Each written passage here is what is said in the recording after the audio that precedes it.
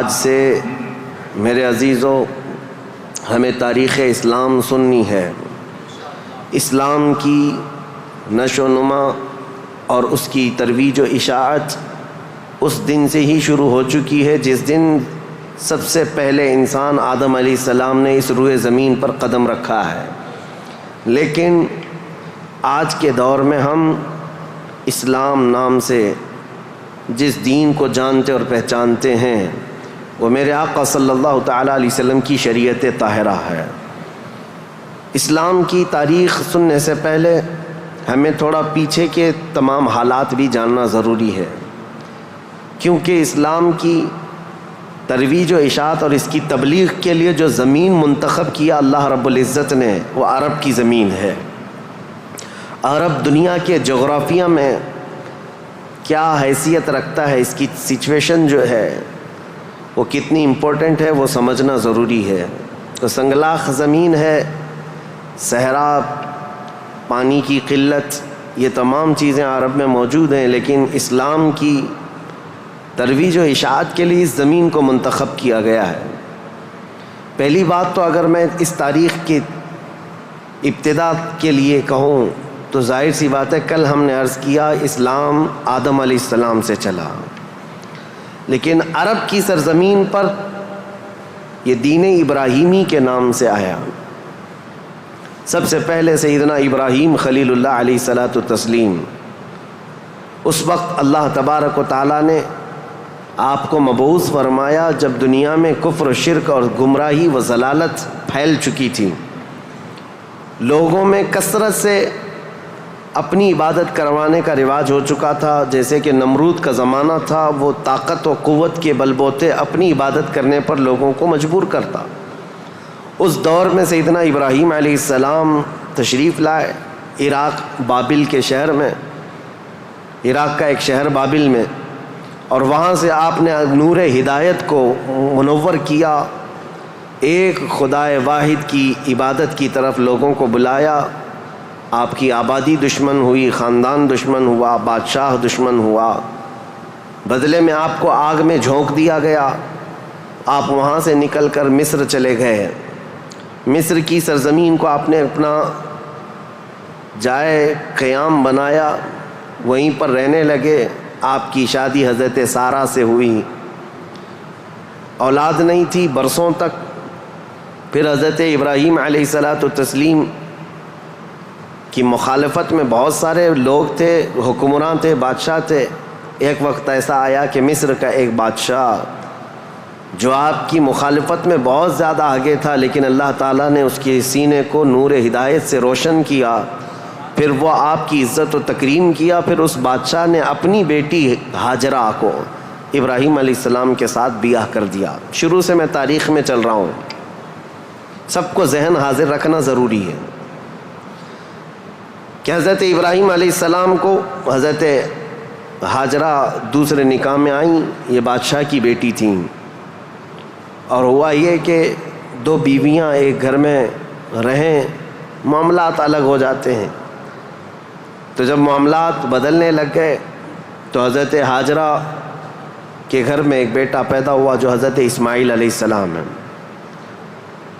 تو حضرت ابراہیم علیہ السلام کو حکم الہی ہوا کہ اس ماں اور بیٹے کو الگ رکھا جائے اور پہلی بیوی کو الگ رکھا جائے۔ تو ابراہیم علیہ السلام حضرت سارہ کو مصر میں ہی چھوڑ دیے اور حضرت ہاجرہ اور حضرت اسماعیل علیہ السلام کو لے کر عرب کی سرزمین میں داخل ہوئے۔ یہاں سے عرب کی تاریخ شروع ہوتی ہے۔ عرب کی سرزمین کو آباد کرنے والے پہلے انسان ابراہیم علیہ السلام ہیں۔ عرب میں بھی ساری زمین کا انتخاب نہیں، عرب کا جو مرکزی علاقہ تھا وہ مکہ مکرمہ تھا۔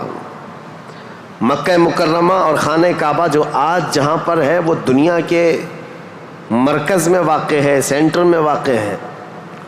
ابراہیم علیہ السلام وہاں تشریف لائے۔ اس وقت کوئی آبادی نہیں تھی، کسی کا گھر نہیں تھا، کوئی مکان نہیں۔ خانہ کعبہ پرانی شکل میں جو فرشتوں کا بنایا ہوا، آدم علیہ السلام کا بنایا ہوا، نوح علیہ السلام کا بنایا ہوا مٹی کی شکل میں موجود تھا۔ ابراہیم علیہ السلام وہاں پر اپنی بیوی اور اپنے بیٹے کو ایک چھوٹا سا گھر بنا کر دے دیتے ہیں، بغیر چھت کا مکان تھا۔ پھر اس کے بعد وہ وہاں سے چلے گئے، پھر دوبارہ آتے رہے جاتے رہے۔ اسماعیل علیہ السلام کی عمر جب سن بلوغت کو پہنچی تو ابراہیم علیہ السلام کو حکم ہوا کہ اس خانہ کعبہ کی تعمیر کی جائے۔ تو ابراہیم علیہ السلام نے اپنے بیٹے حضرت اسماعیل علیہ السلام کے ساتھ مل کر کے خانہ کعبہ کی تعمیر کی۔ آپ کو بانی کعبہ بھی کہا جاتا ہے۔ دو ہی باپ اور بیٹے نے مل کر پورے خانہ کعبہ کی تعمیر کی، اس کی دیواریں اونچی کی، جس کا ذکر قرآن پاک میں بھی موجود ہے۔ اس ایک پتھر پر کھڑے ہو کر کے آپ تعمیر کرتے تھے، جس کو آج مقام ابراہیم کہا جاتا ہے۔ پتھر جیسے جیسے دیواریں بلند ہو جاتا، جب آپ کے اترنے کا وقت ہوتا پتھر نیچے ہو جاتا۔ جب تعمیر مکمل ہو گئی خانہ کعبہ کی تو پھر ابراہیم علیہ السلام نے دعا کی کہ اللہ اس آبادی کو ہری بھری کر دے، شاد و آباد کر دے، اور یہاں رہنے والوں کو ہر قسم کے پھل اور میوہ جات سے تو ان کو رزق عطا فرما۔ آپ کی دعا قبول ہوئی۔ جو بے آباد علاقہ تھا، اب سنیں تاریخ کہاں سے شروع ہو رہی ہے۔ بے آباد علاقہ، کوئی آبادی نہیں تھی۔ ایک قبیلہ آیا جو تجارت کے لیے کہیں کا سفر کر رہا تھا، چونکہ وہاں پر زمزم کا کنواں بھی تھا۔ تاریخ میں آپ کو پتہ ہے حضرت اسماعیل علیہ السلام کی ایڑیوں سے زمزم کا کنواں نکلا، اور وہ پانی کا سوتا چشمہ ایسا تھا کہ کنٹینیو جاری، بلکہ آج تک جاری ہے۔ تو ایک قبیلہ وہاں سے سفر کر رہا تھا جس کو قبیلہ بنو جرہم کہا جاتا ہے۔ وہ وہاں کی خوبصورتی کو دیکھ کر، وہاں کے پانی کی فراوانی کو دیکھ کر وہیں پڑاؤ ڈال لیے اور وہیں رہ گئے، بس گئے۔ یہ پہلا قبیلہ ہے جو مکہ میں آباد ہوا، قبیلہ بنو جرہم۔ پھر حضرت اسماعیل علیہ السلام نے اسی قبیلے کی ایک لڑکی سے شادی بھی فرمائی، اور حضرت اسماعیل علیہ السلام کے گھر میں 12 بیٹے پیدا ہوئے۔ آپ کی اولاد اب بڑھتی گئی۔ عرب سرزمین میں سب سے پہلی یہ نسل ہے، عرب کو آباد کرنے والی پہلی نسل اسماعیل علیہ السلام کی ہے۔ قبیلہ بنو جرہم کے ساتھ آپ آباد ہوئے مکہ مکرمہ میں۔ اب ان کی نسل اتنی بڑھتی گئی کہ اسماعیل علیہ السلام کے بیٹے تھے نابت، ان کے ہاتھ میں خانہ کعبہ کی تولیت آئی۔ خانہ کعبہ کی حفاظت اور اس کی ذمہ داریوں کا یہ سارا انتظام آپ کا تھا۔ چند دنوں کے بعد پھر ایسا ہوا کہ قبیلہ بنو جرہم کے لوگوں نے، جو حضرت اسماعیل علیہ السلام کے سسرال تھے، خانہ کعبہ کی تولیت پر انہوں نے قبضہ کر لیا۔ اسماعیل علیہ السلام کی اولاد نے کوئی بھی ان کے ساتھ جھگڑا نہیں کیا، کسی بھی طرح کا برا برتاؤ نہیں کیا، کیونکہ ننیہال کے تھے۔ تو کئی سالوں تک قبیلہ بنو جرہم کا خانہ کعبہ پر قبضہ باقی رہا، لیکن انہوں نے بدعنوانیاں شروع کر دیں۔ خانہ کعبہ کے پاس لوگ جو دور دور سے آتے تھے دنیا میں، حاجی، اس وقت بھی ہر سال حج ہوا کرتا تھا، ان کے ساتھ برا سلوک کرنا، ان سے چڑھاوے لینا، ان سے زیادہ مانگ کرنا، یہ سب چیزیں ہونے لگیں۔ تو پھر حضرت اسماعیل علیہ السلام کی اولاد نے دوبارہ خانہ کعبہ کی تولیت اپنے ذمہ لے لی۔ تولیت کہتے ہیں ذمہ داری، جس سے متولی کہا جاتا ہے، جیسے مسجد کا متولی ہوتا ہے، تولیت اسی کو کہتے ہیں۔ خانہ کعبہ کی خدمت کی ذمہ داریاں۔ اب یہ زمانہ چلتا رہا۔ میں آپ کو پہلے یہ خاندانی معاملات بتا رہا ہوں، اس کے بعد پھر یہاں کے سیاسی حالات بھی بتاؤں، اور پھر مذہبی حالات بھی آپ کو بتاؤں، تاکہ اسلام کی تاریخ کو سمجھنے کے لیے اس کا بیک گراؤنڈ بھی سمجھنا بہت ضروری ہے، پس منظر کیا تھا یہ معلوم ہونا ضروری ہے۔ اب اسماعیل علیہ السلام کی اولاد میں عدنان ایک شخص پیدا ہوئے جو آل اسماعیل میں بہت ہی معزز انسان تھے۔ اکثر صحابہ کرام کا اور خود رسول اللہ صلی اللہ علیہ وسلم کا نسب حضرت عدنان تک پہنچتا ہے۔ وہ ہمارے آقا صلی اللہ تعالیٰ علیہ وسلم کے جد امجد بھی ہیں۔ عدنان نے مکہ مکرمہ کی ذمہ داریاں سنبھالی، اور اس کے بعد اب آبادی اتنی بڑھ گئی کہ ان لوگوں کو تجارت کے لیے اور اپنے معیشت کے لیے، اپنے معاش کے لیے دور دور جانا پڑا، مکہ چھوڑ کر کے باہر جانا پڑا۔ آبادی بڑھتی چلی گئی مکہ مکرمہ کی۔ اور اس کے بعد زمانے کے صبح و شام گردش لیل و نہار جس کو کہتے ہیں آتے گئے ایسے کہ آل اسماعیل علیہ السلام کی اولاد کا قبضہ یا ان کی خدمت کا معاملہ خانہ کعبہ پر ڈھیلا پڑتا چلا گیا. پھر کوئی دوسرا قبیلہ آیا بنو خزاعہ، انہوں نے خانہ کعبہ کی تولیت اپنے حصے میں لے لی. اب جو اصل تاریخ شروع ہوتی ہے وہ میں بتانا آ رہا ہوں. تو برسوں برس اسی طرح سے گزرتے گئے اور پھر ایک شخص پیدا ہوئے جن کا نام فہر تھا. یہ اسماعیل علیہ السلام کے اولاد میں فہر نام ہے. فہر کا ایک لقب تھا قریش، اور یہیں سے قریش خاندان کی ابتدا ہوتی ہے. قریش ان کا لقب تھا اور اصل نام تھا فہر بن غالب. تو حضرت فہر جو رسول اللہ صلی اللہ علیہ وسلم کے پردادا ہوتے ہیں یہ پیدا ہوئے اور ان کی اولاد ہوئی. اور اس کے بعد اب قریش خاندان کی ابتدا ہوئی، لیکن جگہ جگہ یہ لوگ منتشر ہو گئے. کچھ مکہ میں رہے، کچھ باہر رہے، لیکن خانہ کعبہ کی تولیت کی اور وہاں کا سارا قبضہ جو ہے بنو خزاعہ قبیلے کے ہاتھ میں تھا. پھر زمانہ بدلتا ہوا یہاں تک پہنچا کہ اسماعیل علیہ السلام کی اولاد میں یعنی قریش خاندان میں ایک شخص پیدا ہوئے جن کا نام قصی تھا. یہ تاریخ کے بہت اہم آدمی ہیں، بہت اہم ترین شخصیت ہیں قصی. ساری سیاست عرب کی وہیں جا کر ختم ہوتی ہے. قصی ایک کلاب کے بیٹے تھے، لیکن ایسا ہوا کہ باپ کا انتقال جلدی ہو گیا. قصی جو ہے بنو عزرا قبیلے میں ہی پرورش پائے اپنے ننیھال میں. جوان ہوئے تو آپ کو بتایا گیا کہ تمہارا خاندان تو اسماعیل علیہ السلام کا خاندان ہے اور خانہ کعبہ کے وہ ذمہ دار رہے ہیں، متولی رہے ہیں. تو وہ اپنے ننیھال کو چھوڑ کر کے جب مکہ آئے تو قصی یہ جوان تھے، بھرے جوان تھے. آتے ساتھ ان کے اندر وہ ہنر تھا، پیشانی میں وہ چمک تھی کہ جو دیکھتا دیکھتا رہ جاتا. ظاہر سی بات ہے وہ چمک کسی اور کی نہیں تھی، وہ نور مصطفیٰ کی تھی. قصی نے آتے ساتھ ہی لوگوں کو اپنی طرف مائل کر لیا. لوگ جوق در جوق قصی کے گرویدہ ہو گئے. پھر قصی نے سارے قریش کو جو ادھر ادھر منتشر تھے سب کو مکہ میں جمع کر دیا اور بنو خزاعہ قبیلے کے ہاتھ میں جو خانہ کعبہ کی تولیت تھی اس کو حاصل کر لیا. اب دوبارہ حاصل کرنے کے بعد اب تک مکہ مکرمہ میں یا خانہ کعبہ کی خدمت اور حرم میں جو معاملات چلتے تھے وہ یوں ہی چلتے تھے. جو ذمہ دار ہے اس نے جو دیکھ لیا وہ کر لیا. لیکن قصی نے باضابطہ ڈپارٹمنٹ بنائے، شعبے بنائے. حکومت کا اسٹیبلشمنٹ جس کا طرح ہوتا ہے پورا انہوں نے بنایا. انہوں نے ذمہ داریاں بانٹیں. سقایا، رفادہ، سدانہ، یہ سب نام رکھے گئے ہیں. یعنی انہوں نے شعبے ایسے بانٹ دیے، ڈپارٹمنٹ تبدیل کر دیے گئے کہ یعنی کئی قبیلوں کو جمع کیا مکہ میں اور کہا جب کبھی کہیں جانے کی ذمہ داری ہوگی، جھنڈا اٹھانے کی ذمہ داری، وہ ایک بہت اہم ذمہ داری ہوتی تھی، وہ ایک قبیلے کو سونپ دیا. اور ہر سال جو حاجی آتے ہیں مینا میں ان کو پانی پلانا اور کھانا کھلانا، اس کو سقایا کہا جاتا تھا، وہ ایک قبیلے کی ذمہ داری دے دی گئی. سقایا یہ ڈپارٹمنٹ پوری منسٹری ہو گئی. اور اس کے بعد رفادہ یہ ایک ذمہ داری ہے. جو حاجی آیا کرتے ان کو پیسوں کی ضرورت ہوتی، کہیں دور دراز سے سفر سے آئے ہوتے ان کی مالی مدد کی ضرورت ہوتی، وہ ایک خاندان کے ہاتھ میں دے دیا گیا. یہ رفادہ ایک منسٹری کا نام ہے. وہ اس منسٹری کے ذمہ دار ایک قبیلے کو بنایا.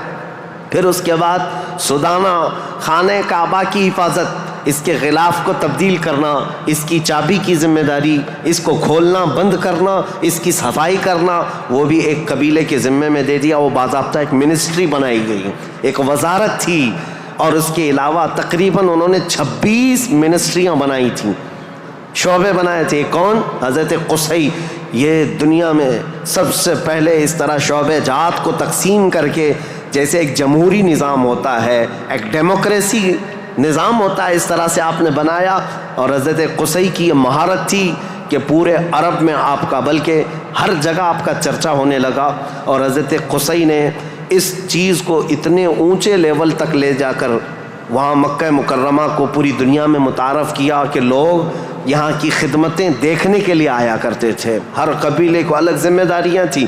یہ تاریخ ہے. اس کے بعد قصی جلدی ہی انتقال کر گئے، حالانکہ ان کو زیادہ وقت نہیں ملا، ان کا زیادہ وقت نہیں تھا۔ ان کی شادی ہوئی، شادی ہونے کے بعد ان کے گھر جو بیٹے پیدا ہوئے ہیں وہ 2 بیٹے تھے، ایک عبد الدار اور ایک عبد مناف۔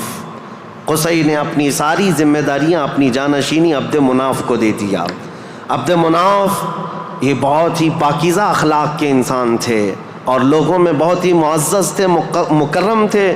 عبد مناف کے ذمے میں جو کام آئے تھے وہ جس طرح ان کے باپ قصی نے بانٹے تھے۔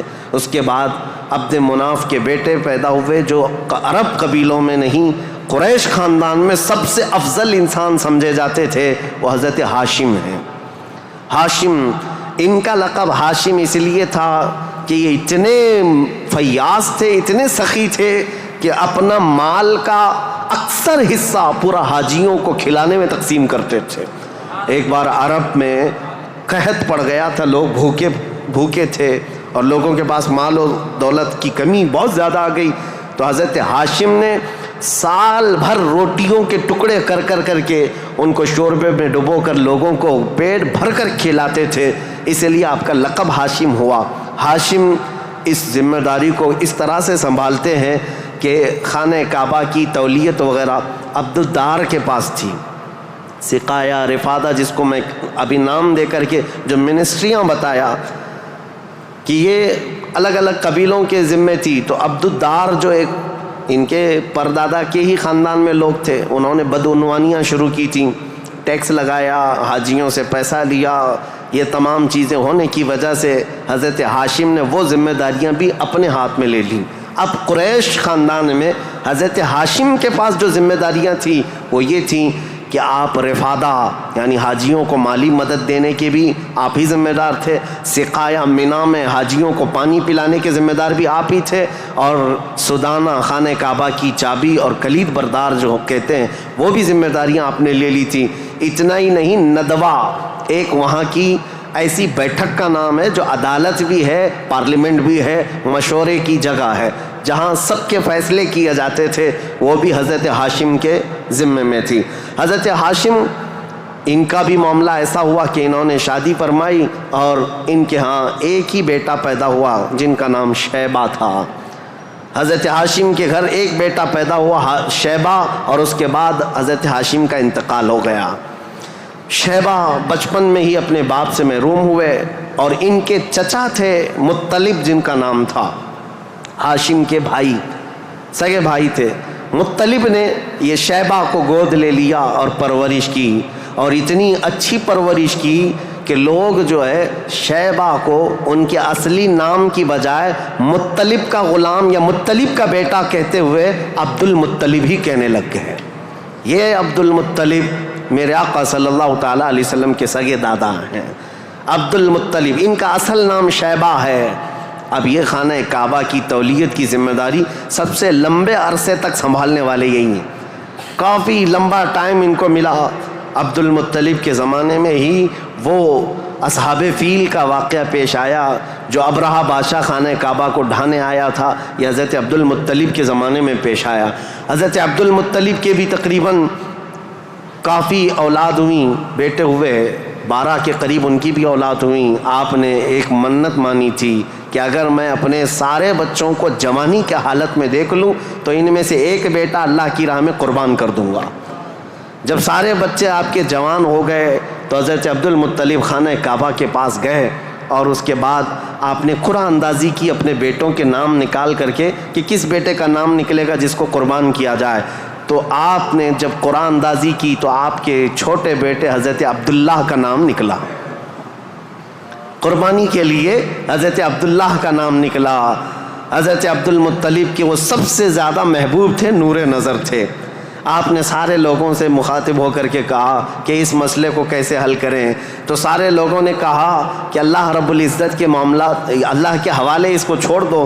پھر آپ نے خواب میں دیکھا کہ اس کا معاملہ ایسا ہے کہ اپنے اس نور نظر محبوب بیٹے کی قربانی کی بجائے ان کی جگہ 100 اونٹ قربان کر دیے جائیں، تو 100 اونٹ قربان ہوں گے لیکن آپ کے بیٹے کی قربانی بھی مان لی جائے گی۔ کہ آپ نے بیٹے کو بھی قربان کیا. آپ نے حضرت عبداللہ کی جگہ پر 100 اونٹ قربان کیے. اسی لیے تو میرے آقا صلی اللہ علیہ وسلم نے ایک حدیث میں فرمایا ہے انا ابن الذبیحین، اے لوگوں میں 2 ذبیحوں کا بیٹا ہوں. ایک ذبیح اسماعیل علیہ السلام ہے، دوسرے ذبیح میرے باپ عبداللہ ہیں. یہ رسول اللہ صلی اللہ علیہ وسلم نے فرمایا کہ اب یہ حضرت شیبہ حضرت عبد المطلب جو خانہ کعبہ کی تولیت کو سنبھالتے رہے، یہ تاریخ یہاں تک آئی. آل اسماعیل ہیں، یہ اسماعیل علیہ السلام کی اولاد. تاریخ کو میں نے شروع کیا تھا حضرت ابراہیم علیہ السلام سے، پھر اب حضرت عبد المطلب رضی اللہ تعالیٰ عنہ خانہ کعبہ کی تولیت سنبھالتے رہے، اور اس کے بعد اپنے سارے بیٹوں کی شادیاں کیں. ان میں اپنے چھوٹے بیٹے حضرت عبداللہ کی شادی آپ نے کہ ایک قبیلہ جو مدینہ طیبہ میں آباد تھا وہب بن عبد مناف کا، ان کی بیٹی حضرت آمنہ سے کی، جو سب سے معزز قبیلے کی خاتون تھیں، پاکیزہ تھیں، طیبہ تھیں، طاہرہ تھیں. رسول پاک صلی اللہ تعالیٰ علیہ وسلم کے والد ماجد عبداللہ نے حضرت آمنہ سے شادی کی. یہ شادی بھی بڑی مشہور شادی ہوئی، کیونکہ حضرت عبداللہ کو کئی عورتیں دیکھتی تھیں اور شادی کی خواہش رکھتی تھیں. مکہ میں کئی لوگوں نے پیغامات دیے تھے، اور اس کے بعد جب حضرت آمنہ سے انہوں نے شادی کی تو ایک خاتون ہے جو حضرت عبداللہ کی شادی کے لیے بہت کوشش میں لگی تھی. انہوں نے حضرت عبداللہ کو دیکھا اور اس کے بعد کہا شادی کے بعد تمہاری پیشانی پر کوئی چیز چمکتی تھی وہ اب نظر نہیں آتی ہے، پہلے میں دیکھا کرتی تھی، جس پر میں گرویدہ تھی میرے عزیزو وہ چمک اور وہ نور کوئی اور نہیں، میرے مصطفیٰ کا نور نبوت تھا جو آدم علیہ السلام سے چلتا ہوا آیا ہے اور ان کے باپ حضرت عبداللہ تک آیا. پھر حضرت عبداللہ حضرت آمنہ سے نکاح کر کے رہ رہے تھے، اور تجارت کی غرض سے آپ حضرت عبداللہ ملک شام کی طرف جا رہے تھے. درمیان میں جو یثرب علاقہ تھا، آج کا وہ مدینۃ المنورہ ہے، وہاں حضرت عبداللہ کو کچھ بیماریاں ایسی لگ گئیں، کیونکہ یثرب جو علاقہ ہے اس کو پہلے بیماریوں کا گڑھ کہا جاتا تھا، وہاں جو جاتا بیمار ہو جاتا تھا. اس وقت انہوں نے وہاں کا سفر کیا تھا اور بیماریاں لگ گئی، اور آنے سے پہلے آپ کا انتقال ہو گیا، عبداللہ کا انتقال ہو گیا حضرت عبداللہ کا. اور پھر چند ماہ گزرے تھے، 6 مہینے کے بعد پورے عالم میں جو ایک عجیب کیفیت طاری تھی. عرب کی یہ تاریخ میں آپ کو بتا رہا ہوں کہ یہاں پر اب حالات کیا تھے. حضرت آمنہ کے گھر رسول پاک صلی اللہ تعالیٰ علیہ وسلم حمل سے ہیں، لیکن اس سے پہلے میں اب پس منظر بتاتا ہوں، بیک گراؤنڈ بتاتا ہوں، دنیا میں کیا چل رہا تھا اس وقت، حالات کیسے تھے. اس کو میں ڈیوائیڈ کر کے اگر بتاؤں، سیاسی حالات اور مذہبی حالات. سیاسی حالات میں یعنی پالیٹکس کے اعتبار سے دیکھا جائے تو حکومت اور تسلط، قبضہ زیادہ کس کا تھا؟ اس دور میں سب سے بڑی 2 حکومتیں تھیں، ایک پرشین امپائر اور ایک رومن امپائر. روم کی حکومت اور فارس کی حکومت، ان دونوں کا بہت بڑا اثر و رسوخ تھا. پوری دنیا کی بات کر رہا ہوں، یہ سپر پاور طاقتیں تھیں. عرب میں بعض لوگ پرشین امپائر کے انڈر میں کام کرتے تھے، بعض لوگ رومن امپائر کے انڈر میں کام کرتے تھے. مذہب کے اعتبار سے ہم بعد میں بات کرتے ہیں. اب یہ حالات تھے کہ حکومت اور تسلط، قبضہ، سیاسی اثر و رسوخ سب سے زیادہ یہ 2 حکومتوں کا تھا، جس کی وجہ سے آئے دن نئی نئی جنگیں ہوتی تھیں. رومن امپائر یہ چاہتی تھی کہ دنیا پورا قبضہ کر لیں، پرشین امپائر یہ چاہتے تھے کہ پوری دنیا ہم قبضہ کر لیں. اس آڑ میں 2 سپر پاور کے ٹکراؤ میں پوری دنیا میں جنگیں روز روز چلتی رہتی تھیں. یہ حالات تھے سیاسی. عرب لوگوں کی خود کی کوئی حکومت نہیں تھی، ان کی خود کی کوئی حکومت نہیں تھی، لیکن وہی مکہ مکرمہ سے جو ان کے خاندانی حالات کی سرداری چلتی تھی بس. لیکن دنیاوی حکومت کے اعتبار سے یہ لوگ پرشین امپائر کے انڈر میں کام کرتے تھے یا پھر رومن امپائر کے انڈر میں کام کرتے تھے. یہ 2 طرح کی حکومتیں چل رہی تھیں. اب مذہبی حالات کے اعتبار سے دیکھا جائے تو میں 4 حصوں میں تقسیم کرتا ہوں پوری دنیا کو. 4 حصوں میں فارس، جس کو آج پرشیا کہیں آپ، ایران جو آج کے دور کا ہے، اس کی سرحدیں اور بھی بڑی تھیں، بلند تھیں. پرشیا یا جس کو اس وقت پرشین امپائر کہا جاتا ہے. مذہبی حالات کیا تھے ان کے؟ مذہبی حالات اتنے خطرناک تھے کہ ان کے ہاں شروع سے کبھی ایک خدا کا تصور آیا ہی نہیں. یہ شرک میں ہی مبتلا رہی قوم ہے. ہمیشہ آگ کی پرستش کرنے میں سب سے زیادہ مشہور قوم ہے یہ. پرشیا کے لوگ یعنی فارس کے لوگ آگ کی پوجا میں ان کا کوئی نام ثانی نہیں تھا. 1000 سال تک ایک آگ کو بجھنے نہیں دیتے تھے یہ لوگ. اس طرح کئی بت کدے تھے, کئی آتش کدے تھے.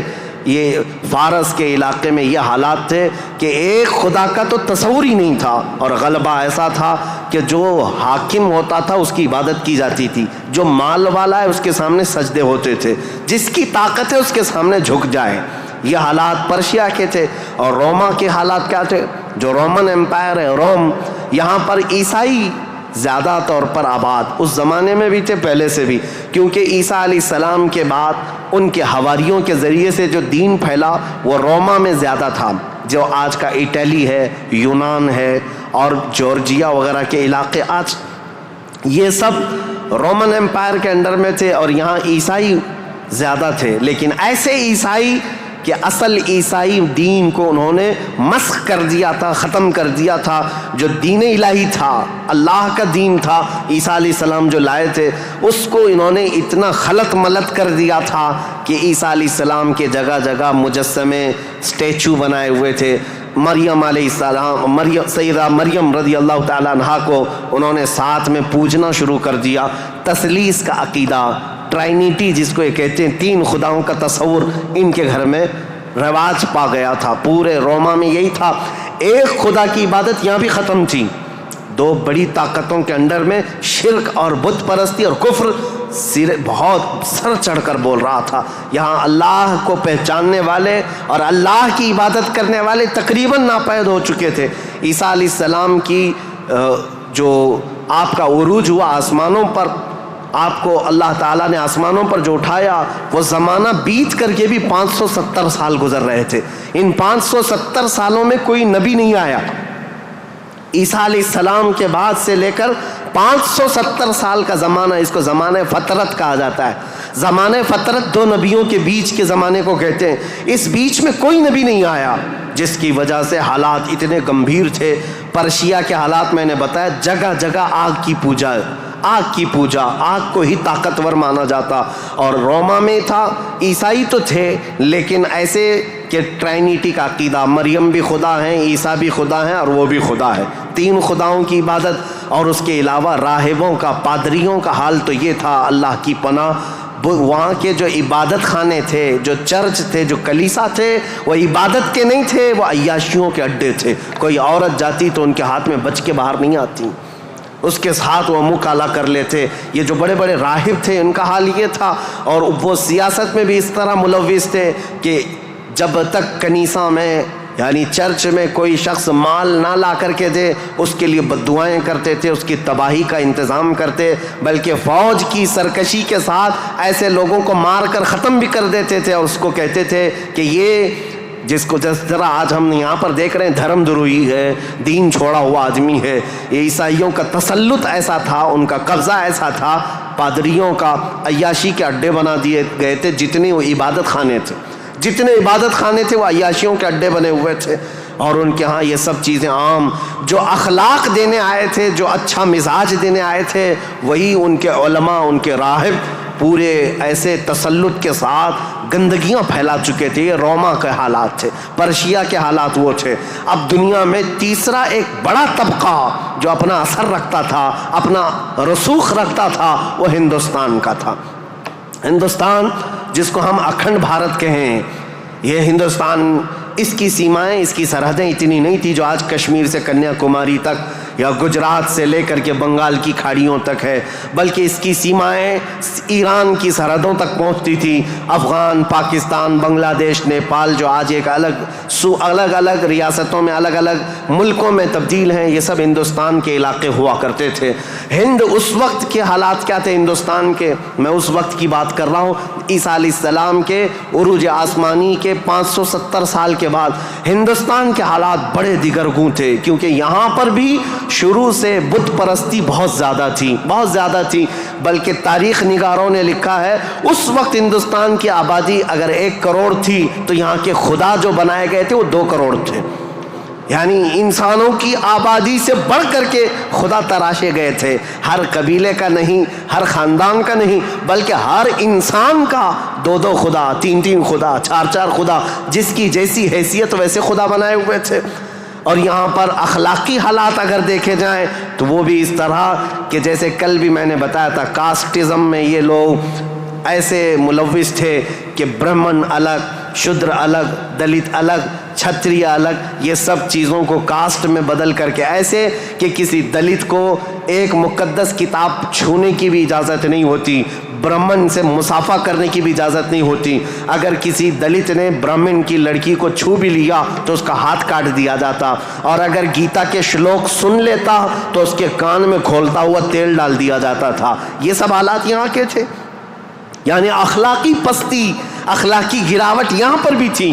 روما کے حالات بھی اچھے نہیں تھے، پرشیا کے حالات بھی اچھے نہیں تھے، ہندوستان کے حالات بھی. اور عورتوں کے لیے تو یہ اس قدر سخت تھے، اللہ اکبر. یہاں کسی عورت کا شوہر مر جاتا تو عورتیں ساتھ میں اپنے شوہر کی چتا کے ساتھ آگ لگا لیتی، جس کو ستی کہا جاتا تھا. ستی ایک رسم ہے، تاریخ میں آج بھی موجود ہے. بیوہ عورت کو جینے کا حق نہیں تھا. بیوہ عورت اپنے شوہر کی آگ کے ساتھ خود بھی جل جاتی تھی، وہ چاہے جوان ہو، چاہے 2 مہینے کی دلہن کیوں نہ ہو، اسے جلا دیا جاتا.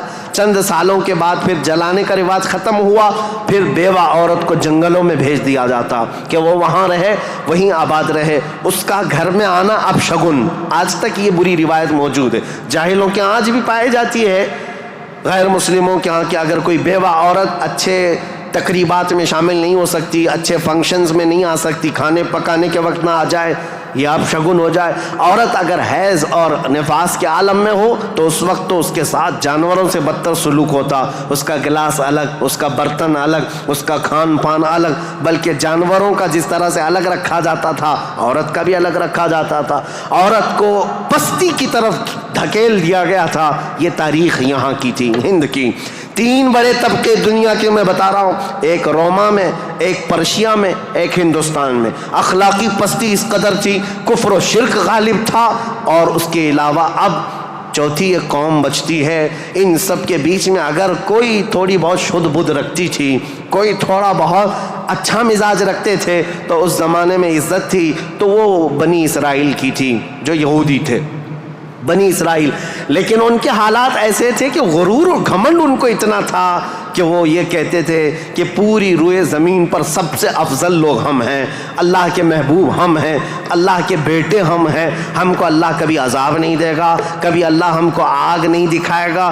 یہ سب اتنا غرور تھا اپنے افضل ہونے کا کہ کوئی نبی آتے تو ان نبیوں کا قتل بھی کر دیتے. ان بنی اسرائیل نے، یہودیوں نے 10,000 کے قریب نبیوں کا قتل کیا ہے. 10,000 کے قریب نبیوں کا قتل کیا یہ بنی اسرائیل. اور اللہ کی لعنت ان پر ایسی، اللہ کا غضب ان پر ایسا، غیر المغضوب علیہم ولا الضالین پڑھتے ہیں آپ. اور قرآن پاک میں اللہ تعالیٰ نے فرمایا ہے کہ اللہ وباء بغضب من اللہ، وہ اللہ کے غضب کے ساتھ لوٹی ہوئی قوم ہے. یہودی جو تھے بنی اسرائیل، اس دور میں ان کا حال یہ تھا کہ تھوڑے بہت یہ بت پرستی تو نہیں کرتے تھے، دوسرے خداؤں کی طرف جھکتے تو نہیں تھے، لیکن سود خوری ان کی فطرت میں داخل تھی. سود اتنا کھاتے تھے کہ کسی بھی غریب کی زندگی تباہ و برباد کر دیتے.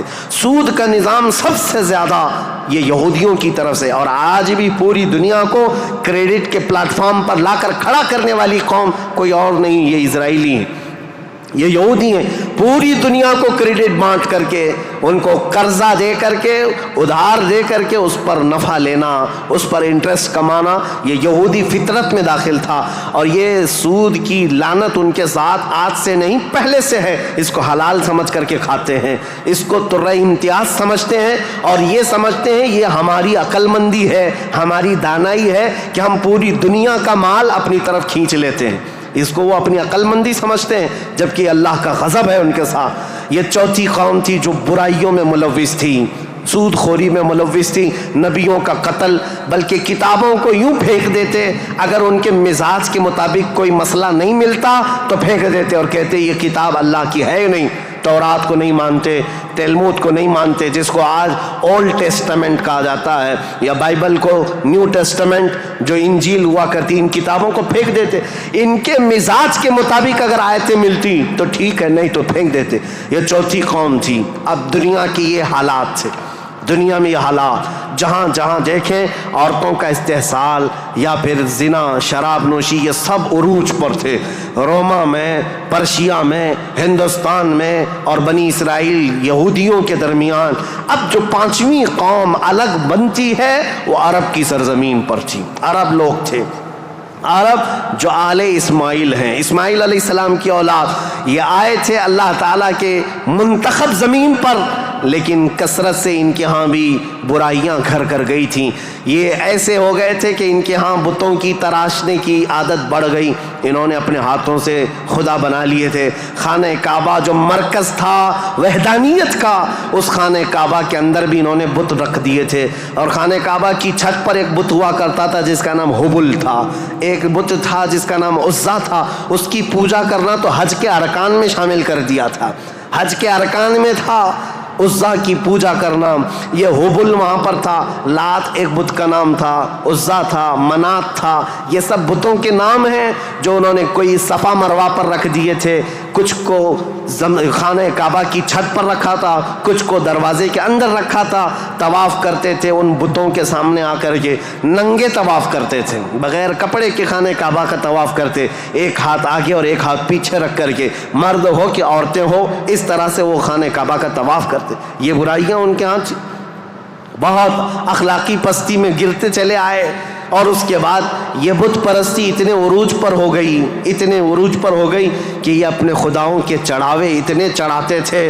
दूर दराज से लोग आते थे तो साल में एक मरतबा इन खुदाओं के नाम पर इंसानों की बलि भी चढ़ती थी। कोई जवान मुंतखब कर लिया जाता और वो खुशी से तैयार होता, अपनी गर्दन उसकी रख दी जाती, मिना की वादी में उसको ज़बा कर दिया जाता, काट करके उसका खून बुतों को लगा दिया जाता। और ये कहते कि हम मुकर्रब हो रहे हैं, हम मुकर्रम हो रहे हैं, हम इज़्ज़त वाले हो रहे हैं। ये तमाम चीज़ें थी। और उसके अलावा इनके यहाँ शराब बहुत ज़्यादा आम थी। चोरी करने वाले कुछ कबीले ख़ास थे अरब में, और उनका पेशा ही था रास्ते पर रुकना और जाते आते काफिलों को डाका जनी करना और माल लूटना। और उसके अलावा औरतों के लिए उनके यहाँ भी अच्छे हालात नहीं थे। औरतों को तो मशीन समझते थे, शादी का कोई एक सिस्टम नहीं था। कोई मर्द चाहे तो 100 रख ले, कोई 50 रख ले, कोई 60 रख ले, न शादी का कोई सिस्टम है, जितनी औरतें चाहे वो रख सकता था। और फिर उसके अलावा औरतों के साथ सारा सलूक तो था ही, लेकिन वो ऐसे बदबख्त थे कि बेटी के पैदा होने पर नाक भौं सकेड़ते थे। बल्कि कई ऐसे अरब कबीले थे जो बेटी के पैदा होते ही उसकी गर्दन मरोड़ करके उसको ज़िंदा दफन कर देते थे। ये अरब की सरजमीन पर पाए जाने वाली चीज़ें।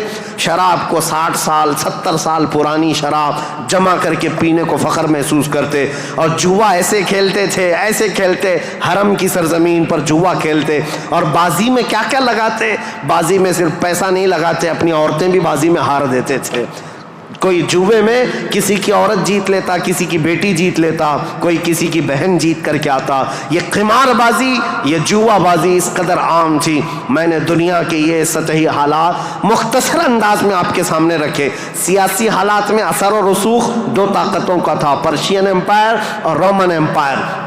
मजहबी हालात में अलग अलग थे, हिंदुस्तान के हालात क्या थे और पर्शिया के, रोमा के, इज़राइल के।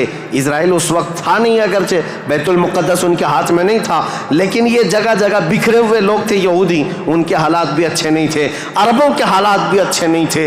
ये इस कदर कुफ्र और शिर्क के मीनारे बुलंद थे, अल्लाह कहने वाली कौम पूरी दुनिया में ढूंढने पर भी कहीं नहीं थी। एक खुदा की इबादत करने वाली मजमूई तौर पर कोई कौम आबाद नहीं थी। एक कायद के अंदर, एक इमाम के पीछे चलने वाली कौम कहीं नहीं थी। हर एक ने अपने खुदा बनाए, कुछ लीडरों की पूजा, कुछ हुक्मरानों की इबादत। कुछ जगह पर ऐसे हालात हिंदुस्तान में थे कि अपने ही आले तनासुल की पूजा करते, औरतों की शर्मगाहों की पूजा, मर्दों की शर्मगाहों की पूजा जो आज तक चली आ रही है। ये इस कदर गिरे हुए हालात थे کہ چوہے سے لے کر بلی تک، بلی سے لے کر سانپ بچھو تک کوئی خدا ہونے سے بچ نہیں سکا ان کے ہاتھوں میں، سب خدا بنا لیے۔ ان کثیر گمراہیوں کے حالات میں بتاؤ میرے عزیزو، مشیت ایزدی کو جلال آ ہی گیا، رب ذوالجلال کے رحمت میں جوش تلاطم آ ہی گیا۔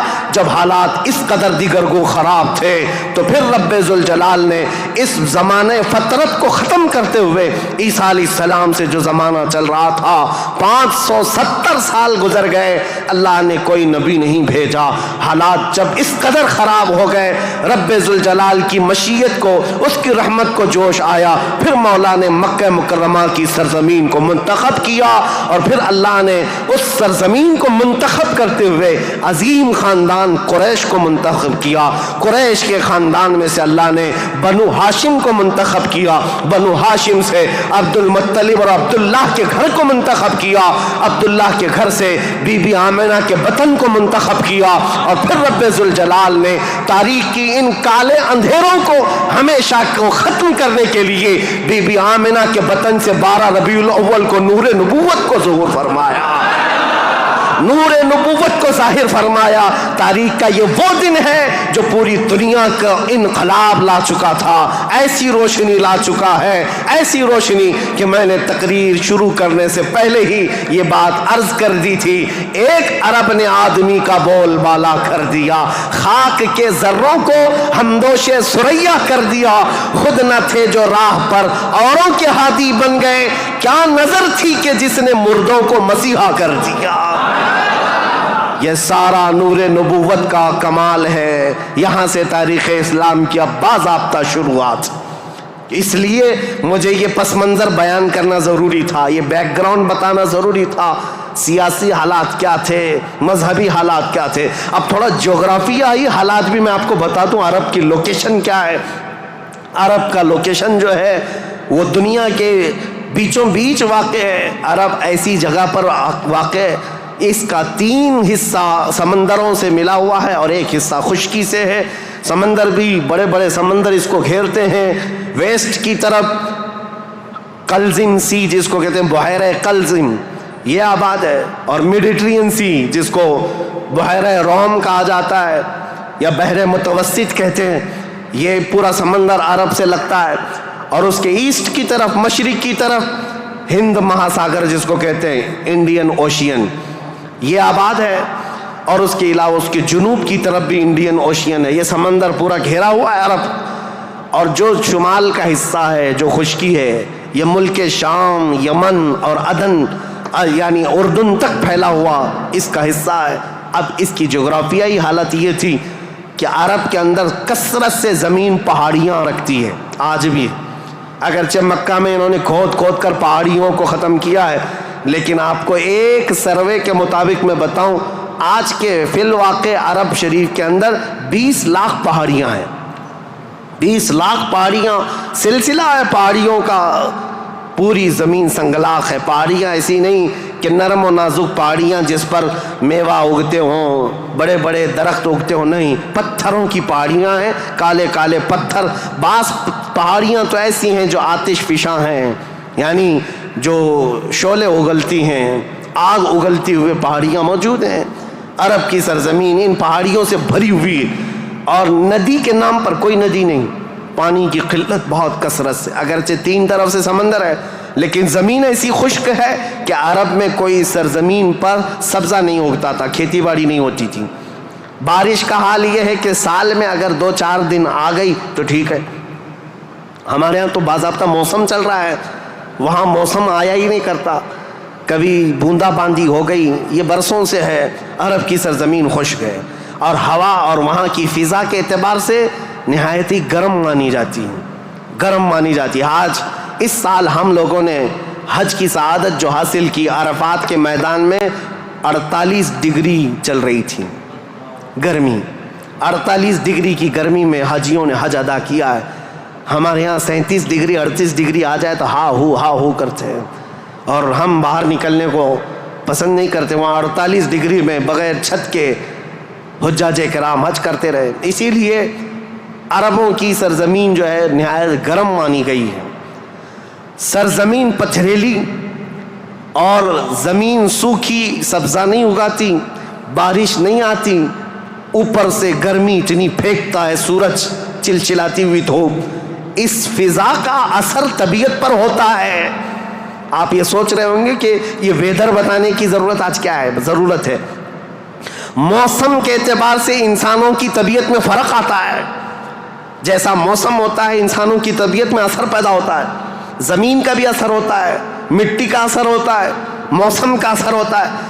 عرب میں کثرت سے پہاڑیاں، سخت قسم کے پتھر، آج کی ہائی ٹیکنالوجی کے بڑے بڑے بلڈوزر لگ جاتے ہیں، مہینوں مہینوں تک کھودتے ہیں تو تھوڑا بہت حصہ بھی کٹ نہیں پاتا۔ ہم تو تقریباً 10 سال سے ایک پہاڑ کو کھودتے ہوئے دیکھ رہے ہیں، ابھی بھی عرب میں وہ کھود ہی رہے ہیں بلڈوزر، جبکہ ان لوگوں کے ہاں ٹیکنالوجی ہمارے یہاں کی طرح کی نہیں ہے۔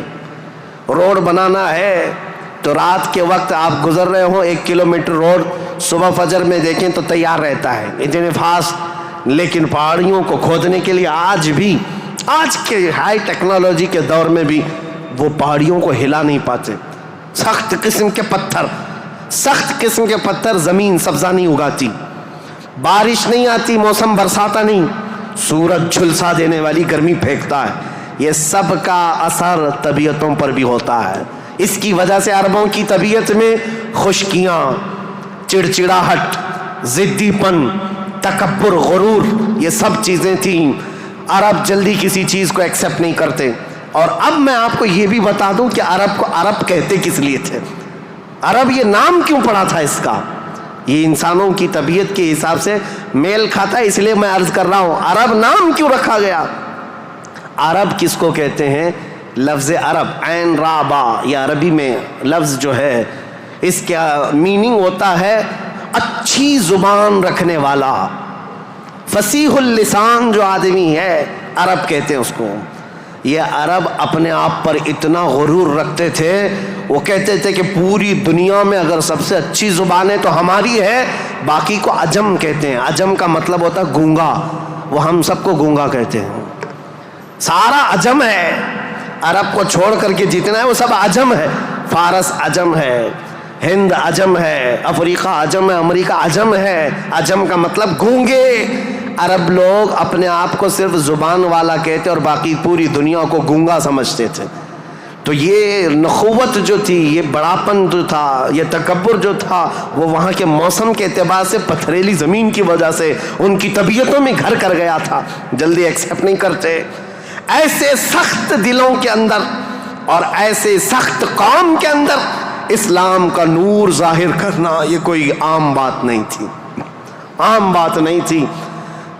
اللہ رب العزت کی مصلحت اور اس کی حکمت بالغہ کو دیکھے، اللہ کریم نے اپنے آخری رسول کے لیے جو زمین منتخب فرمائی وہ افریقہ کی سرزمین نہیں تھی، نہ ہی کوئی ہند کی سرزمین، نہ یورپ کی سرزمین، بلکہ عرب کی سرزمین کو منتخب کیا گیا۔ اس لیے مجھے زمین کا جغرافیہ بتانا ضروری ہے کہ یہ لوکیشن کے اعتبار سے بیچوں بیچ میں آباد ہے، پوری دنیا کا سینٹر کہلاتا ہے، اس لیے کہ یہاں سے روشنی نکلے تو پوری دنیا میں پھیلے، یہاں سے نکلا ہوا ابر ہر زمین پر بارش بن کر کے برسے گا، اور برسا بھی۔ اللہ کریم نے مکہ مکرمہ کی سرزمین کو منتخب فرمایا۔ طبیعتیں کیسی تھی، اکھڑ مزاج لوگ تھے، ان کے درمیان میرے آقا کو پیدا کیا اللہ نے، اور رسول کریم صلی اللہ تعالیٰ علیہ وسلم جس دن پیدا ہوئے یہ بی بی آمنہ کا گھر تھا، اور رسول کریم صلی اللہ تعالیٰ علیہ وسلم یتیمی کی حالت میں پیدا ہوئے ہیں، باپ نہیں ہیں، ماں پرورش کرتی رہی۔ عربوں کے رواج کے اعتبار سے دادا کی شفقت بہت زیادہ تھی اپنے پوتے پر، کیونکہ بیٹے عبداللہ بہت محبوب نظر تھے، بڑے پیارے تھے، لیکن جب جوانی میں انتقال کر گئے تو حضرت عبد المطلب کو اس کا بڑا صدمہ تھا کہ میرا سب سے محبوب بیٹا عبداللہ مدینے میں انتقال کر گیا، تو اپنی بہو حضرت آمنہ اپنے پوتے حضور اکرم صلی اللہ تعالیٰ علیہ وسلم کی پرورش میں جی جان لگا دیا، اتنا لگا دیا۔ آپ کو پتہ ہے میرے آقا صلی اللہ تعالیٰ علیہ وسلم کا نام پاک آج کروڑوں مسلمانوں کی آنکھوں کا تارا ہے۔ حضور کا نام جیسے ہی ہم محمد نام لیتے ہیں ہم انگوٹھوں کو چوم کر کے آنکھوں سے لگاتے ہیں۔ یہ نام پاک عام نام نہیں ہے۔ اس نام پاک کو بزرگان دین تو ایسے تھے کہ حضرت محمود غزنوی کا نام سنا ہے، ان کے خاص وزیر تھے ایاز۔ ایاز کے بیٹے کا نام تھا محمد۔ محمود جو ہے سلطان محمود اپنے وزیر کے بیٹے محمد کو بہت پیار کرتے تھے۔ ایک دن جو ہے آپ ایاز کے بیٹے کو محمد کہہ کر نہیں بلا رہے ہیں، بلکہ کہتے اے ابن ایاز، اے ایاز کے بیٹے ادھر آ جا۔ ایاز نے سن لیا، کہا آج سلطان غضبناک ہوں گے، میرے بیٹے کا نام لے کر کے نہیں پکارا، باپ کے نام سے پکارا ہے۔ بعد میں حاضر ہو کر پوچھا سلطان میرے بیٹے سے کوئی خطا ہوئی، آپ خفا تو نہیں ہیں؟ اس کے نام سے نہ پکارتے ہوئے اس کو ابن ایاز کہہ کر پکارا۔ سلطان محمود نے کہا ایاز ایسی بات نہیں، خفا نہیں، بلکہ میں وضو کی حالت میں نہیں تھا، اس لیے تیرے بیٹے کا نام محمد ہے، میں بغیر وضو کے کبھی اس کا نام بھی نہیں پکارتا۔ اور علامہ عبد الرحمن جامی فرماتے ہیں ہزار بار بشویم دہن ز مشک و گلاب ہنوز نامے تو گفتن کمال بے ادبیس۔ یا رسول اللہ ہزار بار میں اپنے منہ کو گلاب کے پانی سے، مشک و عنبر کے پانی سے دھو لوں، اس کے بعد بھی آپ کا نام پکارنا میں بے ادبی سمجھتا ہوں۔ یہ علامہ عبد الرحمن جامی۔ میں بات کیوں کہہ رہا ہوں حضور کے نام کی؟ یہ محمد نام کسی اور نے نہیں، حضرت عبد المطلب نے رکھا تھا۔ آپ کے دادا، آپ کے جد امجد جیسے ہی حضور کی پیدائش ہوئی تھی، گھر دوڑے دوڑے آئے تھے بی بی آمنہ کے، اور فوراً اٹھا کر کے گودی میں لے لیا اور خانہ کعبہ کے پاس آئے اور خانہ کعبہ کے سامنے ہاتھ پھیلاتے ہوئے اللہ کی بارگاہ میں عرض کرنے لگے اللہم ھذا ابنی سمیتہ محمدا، اے اللہ دیکھ یہ میرا بیٹا ہے اور میں نے اس کا نام محمد رکھا ہے۔ عرب کے بہت سارے لوگ وہاں موجود تھے، یہ نیا نام تھا ان کے لیے۔ عرب میں جو نام رکھے جاتے ہیں وہ باپ داداؤں کے نام پر چلتے ہیں، وہاں پر نئے نام نہیں رکھتے، خاندانوں کے اپنے خود پرسنل نام چلتے رہتے ہیں، پرٹیکولر نام ہوتے ہیں، وہی نام رکھے جاتے ہیں۔ حضرت عبد المطلب نے نیا نام رکھا تھا، تو عرب کے بہت سارے قبیلے آئے اور پوچھا یا عبد المطلب لم سمیتک ابنی ابنک ھذا محمدا، اے عبد المطلب آپ نے لم سمیت ھذا محمدا، کیوں آپ نے اس کا نام محمد رکھا ہے؟ تو حضرت عبد المطلب مسکرائے اور کہا تمہیں پتہ ہے محمد کا نام کا مطلب کیا ہے، محمد کے میننگ کیا ہے؟ کہا محمد کہتے کسے ہیں؟ محمد اس کو کہتے ہیں جس کی سارے لوگ تعریف کریں، سب سے زیادہ جس کی تعریف کی جائے اس کو محمد کہا جاتا ہے۔ حضرت عبد المطلب نے کہا میں نے اپنے اس بیٹے کا نام محمد اس لیے رکھا ہے کہ جب بھی کوئی نام لے تو نہ چاہتے ہوئے بھی میرے بیٹے کی تعریف ہو ہی جائے۔ آج میرے آقا کی شان میں کسی کو گستاخی کرنا بھی ہو، میرے آقا کا نام محمد لیتا ہے تو پہلے حضور کی تعریف کر ہی رہتا ہے، وہ کر کے ہی رہتا ہے۔ عزیزان گرامی وقار، حضور اکرم صلی اللہ تعالیٰ علیہ وسلم کو حضرت عبد المطلب نے بڑی شفقت دی۔ عرب کے مشہور قانون اور وہاں کے دستور کے مطابق کہ عرب لوگ اپنے بچوں کی حفاظت کے لیے، یعنی ان کی زبان کی حفاظت کے لیے دیہاتوں میں بھیجتے تھے کہ ان کی زبان محفوظ رہے۔ شہروں کی زبان جو ہے مکس ہو جاتی ہے، جیسے ممبئی کی زبان، اس کا کوئی عطا پتہ نہیں ہے، اس میں یو پی بھی ملا ہوا ہے اور راجستھان بھی ہے، گجراتی بھی ہے، کرناٹکی بھی ہے، سب ملا کر کے مکس ہو گئی، کیونکہ ہر جگہ کے لوگ یہاں پر موجود ہیں۔ یہ شہر ہے اور شہروں میں ہر علاقے کے لوگ آتے ہیں، اپنی اپنی تھوڑی تھوڑی سی باتیں اس میں داخل کر دیتے ہیں اور یہ ایک مکسچر لینگویج بن جاتی ہے اور اس کو پتہ ہی نہیں رہتا اس کی اوریجنل لینگویج کیا تھی۔ مکہ ایسا تھا کہ ہر جگہ سے لوگ آتے تھے، حج کے لیے آتے تھے اور کئی کئی مہینے رہتے تھے، تو کچھ لوگ عربی جانتے نہیں تھے، کوئی فارسی اس میں داخل کر دیا، کوئی الگ زبان عبرانی داخل کر دیا، سریانی داخل کر دیا، تو وہاں پر زبان کی حفاظت کی بہت ضرورت تھی، کیونکہ اس دور میں سب سے بڑا اگر کوئی عہدہ تھا تو زبان کا تھا۔ زبان جس کی اچھی ہو وہ عرب میں سب سے زیادہ عزت والا تھا، تو اس کے لیے مائیں اپنے بچوں کی زبان کی حفاظت کے لیے بچپن میں ان کی پرورش مکہ میں نہیں کرتی تھی، باہر بھیجتی تھی۔ اس رواج کے چلتے ہوئے 6 مہینے کے بعد حضور صلی اللہ تعالیٰ علیہ وسلم 6 مہینے حضرت آمنہ کی گود میں تھے، پھر وہ حلیمہ سعدیہ کے بخت چمکے، نصیبے چمکے کہ وہ دایا تھیں بنو سعد قبیلے کی، طائف سے آگے ایک علاقہ بنو سعد آج بھی موجود ہے، طائف سے 80 کلومیٹر دور، وہاں سے وہ آئی تھی، 180 کلومیٹر کا سفر کر کے آئی تھی، اور مکہ مکرمہ میں انہوں نے رسول پاک صلی اللہ تعالیٰ علیہ وسلم کو گود لے لیا۔ تفصیلات میں نہیں بتا رہا ہوں، تاریخ ہے کیونکہ ہم مولد شریف میں تفصیلات بیان کرتے ہیں، یہ تاریخ اسلام ہے، اس کے لیے میں چلتی چلتی مختصر جھلکیاں رکھ رہا ہوں۔ حلیمہ سعدیہ لے کر گئیں، 2 سال پرورش کر کے واپس لے آئیں حضرت آمنہ کے گھر۔ حضرت آمنہ اپنے نور نظر کو لے کر ساتھ رہتی۔ جب حضور کی عمر 6 سال کی ہوئی تھی تو 6 سال کی عمر میں حضرت آمنہ مدینہ نکلی، کیونکہ ان کا ننیحال بھی تھا اور اپنے شوہر حضرت عبداللہ کی قبر بھی وہاں تھی۔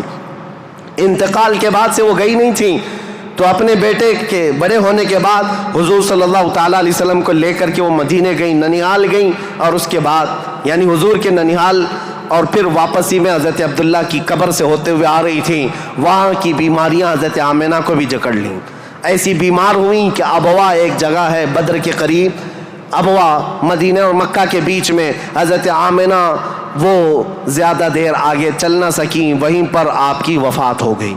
حضور پاک صلی اللہ علیہ وسلم کی عمر پاک 6 سال کی ہے، خود رسول محترم صلی اللہ علیہ وسلم نے اپنے ہاتھوں سے اپنی ماں کو دفن کیا۔ حضور کے ساتھ اس وقت آپ کے والد کی ایک کنیز تھیں ام ایمن، یہ ساتھ رہتی تھیں، اور بس حضور صلی اللہ تعالیٰ علیہ وسلم واپس مکہ جب آئے، حضرت عبد المطلب کو جیسے پتہ چلا کہ حضرت عبداللہ کی بیوی آمنہ بھی انتقال کر گئیں، وہ فرط غم میں، جوش غم میں حضور صلی اللہ تعالیٰ علیہ وسلم کو ایسے قریب کر لیے کہ ایک لمحے کے لیے بھی اپنے آنکھوں سے اوجھل نہیں ہونے دیتے۔ لیکن ہوا کیا، مشیت ایز دی جو چاہے، 8 سال کی عمر تھی میرے آقا کی، دادا حضرت عبد المطلب بھی فوت ہو گئے۔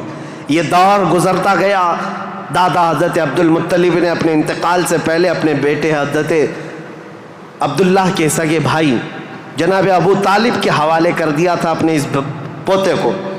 حضور صلی اللہ تعالیٰ علیہ وسلم کو جناب ابو طالب کے حوالے کر دیا اور کہا کہ تم اس کی نگرانی کرنا۔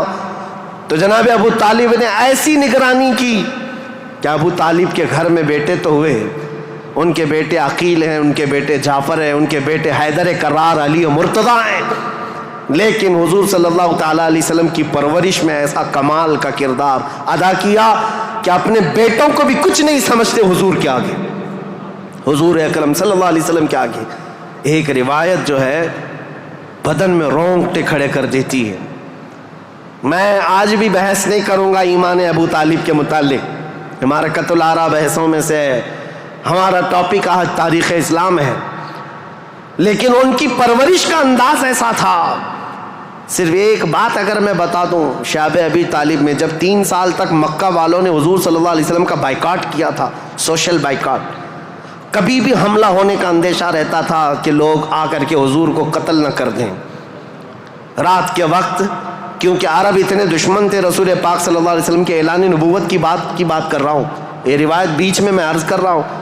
جناب ابو طالب رات کے وقت جب حضور سو جاتے تھے تو ان کو اٹھا کر کے دوسری جگہ سلاتے اور حضور صلی اللہ علیہ وسلم کی جو جگہ خاص تھی، حضور کی جو چادر تھی، اس جگہ اپنے بیٹے کو سلا دیتے تھے، اور یہ کہتے ہماری نیند کے وقت میں اگر کوئی دشمن آ کر حملہ بھی کرے تو محمد پر حملہ نہ ہو، میرے بیٹے پہ حملہ ہو۔ یہ کمال کی شفقت کے ساتھ انہوں نے پرورش کی ہے رسول اللہ صلی اللہ علیہ وسلم۔ جب آپ کی عمر پاک 12 سال کی تھی حضور اکرم صلی اللہ علیہ وسلم کی، جناب ابو طالب کے ساتھ آپ تجارت کے لیے نکلے ملک شام، کیونکہ خاندانی مشغلہ تھا تجارت، ابو طالب ساتھ میں لے کر کے گئے۔ یہ وہ ٹرننگ پوائنٹ ہے تاریخ کا کہ بیچ راستے میں ایک بحیرہ راہب، ایک عیسائی پادری تھا، جہاں پر یہ قافلہ رکا تھا، بحیرہ راہب نے دیکھ کر کے ہی کہا ہذا سید المرسلین، یہ رسولوں کا سردار آیا ہے۔ عیسائیوں نے پوچھا تمہیں کیسے پتا؟ کہا میں نے ان کو دیکھا، یہ 12 سال کی عمر کے، جب یہ آ رہے تھے رات کے وقت پہاڑوں کے اوپر سے اتر رہے تھے، میں نے دیکھا کہ سارے پہاڑ سارے جتنے بھی درخت ہیں وہ اس 12 سالہ لڑکے کے لیے سجدے میں گرے ہوئے ہیں، اور میں نے دیکھا کہ دن میں یہ جب چلتے ہیں تو سورج کی روشنی ان پر نہیں پڑتی، بادل کا ایک سایہ ان کے اوپر سایہ بنائے ہوئے چلتا ہے، بادل کا ایک ٹکڑا سایہ بنائے ہوئے چلتا ہے۔ یہ بحیر راہب نے ابو طالب کو بلا کر پوچھا یہ کون ہے؟ کہا میرا بھتیجا ہے۔ کہا میری ایک بات سن لو، اچھا ہوگا کہ تم ان کو ملک شام مت لے جانا، وہاں یہودی ہیں، وہ ان کے قتل کے در پہ ہو جائیں گے، کیونکہ وہ اس انتظار میں ہیں کہ آخری نبی ان کے خاندان میں پیدا ہوگا۔ یہ تو تمہارے خاندان کا نصیبہ ہے، اگر تم لے جاؤ گے تو یہودی قتل کر ڈالیں گے، تم یہیں سے ان کو واپس مکہ لے جاؤ۔ جناب ابو طالب گھبرا گئے، ڈر گئے، کہا کہ میں اپنے اس بھتیجے کو ملک شام نہیں لے جاؤں گا۔ بیچ راستے سے ہی رسول پاک صلی اللہ تعالیٰ علیہ وسلم کو لے کر وہ مکہ واپس آئے۔ یہ وہ بشارت تھی، 40 سال کے بعد حضور نے اپنی نبوت کا اعلان فرمایا، لیکن خبریں تو 12 سال سے ہی مشہور ہو چکی تھیں، خبریں ہو چکی تھیں۔ بحیر راہب نے یہ کہا۔ اس کے بعد حضور پاک صلی اللہ تعالیٰ علیہ وسلم تجارت کو اپناتے رہے۔ جب آپ کی عمر پاک 25 سال کی تھی تو مکہ مکرمہ کی ایک معزز خاتون، بڑی مالدار خاتون تھی، حضرت خدیجہ، جن کے 2 شوہروں کا انتقال ہو چکا تھا۔ اب وہ کسی سے شادی کرنے کے موڈ میں کبھی نہیں تھیں، لیکن وہ بڑی مالدار تھیں۔ انہوں نے اپنا مال تجارت کسی کو دے کر کے، انویسٹ کروا کر کے تجارت کرواتی تھیں۔ جب ان کو پتہ چلا محمد صلی اللہ علیہ وسلم بڑے امانت دار ہیں، بڑے ہی دیانت دار ہیں، تو اپنا مال ان کو دیا اور کہا کہ تم تجارت کرو اور نفع کما کر کے لے آؤ۔ رسول پاک صلی اللہ علیہ وسلم ان کا مال تجارت لے کر ملک شام گئے، اور اتنا نفع ہوا اس مال میں۔ واپس جب آ رہے تھے تو حضرت خدیجہ کا ایک غلام میسرہ تھا۔ حضرت خدیجہ نے کہا تھا میسرہ تم ہمیشہ محمد پر نظر رکھنا، دیکھتے رہنا یہ کیسی کیسی تجارت کرتے ہیں، کتنا نفع کرتے ہیں، اسی لیے نہیں کہ خرد برد ہوگا، اس لیے کہ مدد کے طور پر۔ جب یہ قافلہ واپس مکہ آ رہا تھا، اب پھر ٹرننگ پوائنٹ ہے یہاں پر، حضرت خدیجہ اپنے گھر کے بالا خانے پر بیٹھ کر کے اپنا نفع شدہ قافلہ جو مکہ میں داخل ہو رہا ہے اس کو دیکھنے کے لیے بیٹھی ہوئی تھی۔ بڑا گھر تھا، بڑا محل تھا۔ جب وہ اوپر سے نظارہ کر رہی تھی، وہیں سے دیکھ کر کے وہ گرویدہ ہو گئی کہ اتنی دور سے دیکھ رہی تھی، قافلہ صاف نظر نہیں آ رہا تھا، لیکن چہرہ محمد سب سے زیادہ چمکتا ہوا نظر آ رہا ہے۔ حضرت خدیجہ کہتی ہے میں نے چاند کو بھی اتنا تیزی سے چمکتے نہیں دیکھا جس طرح ملک شام سے یہ لوٹتا ہوا قافلہ محمد کا چمکتا ہوا چہرہ لے کر آ رہا تھا۔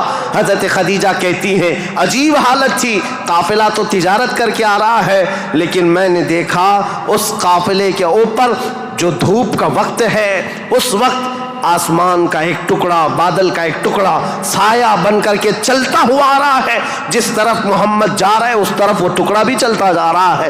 آگے پیچھے نہ جانے کون سی مخلوق چل رہی تھی۔ حضرت خدیجہ کا دل یہیں سے بے قرار ہوا۔ ملک شام سے تجارت کر کے واپس آنے کے بعد، جبکہ حضرت خدیجہ کی 2 شادیاں آلریڈی ہو چکی تھی، انتقال ہو چکے ان کے شوہروں کے، 40 سال کی عمر ہو چکی تھی، شادی کرنے کا کوئی خیال نہیں تھا، لیکن حضور پاک کے چہرے پاک کو دیکھنے کے بعد، ان کی خصوصیات دیکھنے کے بعد، نفع لیتے ہی آپ نے پیغام بھیج دیا محمد صلی اللہ تعالیٰ علیہ وسلم سے، کہا کیا آپ مجھ سے نکاح کرنا چاہیں؟ وہ روح محمد صلی اللہ تعالیٰ علیہ وسلم کی گرویدہ خاتون، ان کا پیغام پہنچتے ہی رسول پاک صلی اللہ تعالیٰ علیہ وسلم نے خود سے قبول نہیں کیا، اپنے چچاؤں اور پھوپھیوں کے درمیان اس مسئلے کو رکھا۔ جناب ابو طالب تھے، سارے پھوپھیاں اور چچا بیٹھے، ان کے سامنے رکھا کہ حضرت خدیجہ کے پیغام نکاح آیا ہوا ہے۔ سارے لوگوں نے کہا تمہیں پتہ ہے خدیجہ پورے مکہ میں طاہرہ کے نام سے جانی جاتی ہیں، سب سے پاکیزہ خاتون۔ عزت تو ایسی تھی کہ ادنا سے ادنا آدمی بھی اور اونچا سے اونچا آدمی بھی حضرت خدیجہ کی طرف چہرہ اٹھا کر نہیں دیکھتا، ان کی عزت بڑی تھی۔ کہا کہ اگر محمد تمہارے لیے ان کی طرف سے پیغام آیا ہے تو قبول کر لو۔ رسول پاک صلی اللہ تعالیٰ علیہ وسلم نے جواب بھیجا کہ مجھے بتایا گیا ہے کہ مکہ میں سب سے شریف خاتون اگر کوئی ہے تو خدیجہ کا نام ہے۔